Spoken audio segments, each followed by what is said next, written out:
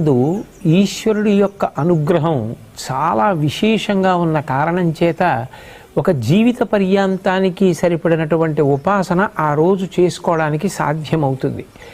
అటువంటి వాటిలో ఒక తిథి మహాశివరాత్రి. అందుకే జన్మానికి ఒక శివరాత్రి అని పేరు వచ్చింది. ఆ మహాశివరాత్రి మాఘమాసంలో వచ్చేటటువంటి కృష్ణపక్షంలో అర్ధరాత్రి వేళటికి చతుర్దశి పరివ్యాప్తమైతే దాన్ని మహాశివరాత్రి అని పిలుస్తారు. మనకి దక్షిణాయనం ఉత్తరాయణం రెండు ఆయనములు.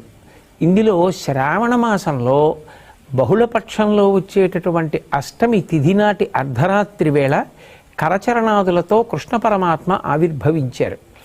ఆయన అర్ధరాత్రి రావడానికి కారణం జగద్గురువై లోకమునకు అజ్ఞానపు చీకట్లు పోగొట్టి దేశకాలములతో సంబంధం లేకుండా అందరూ తరించ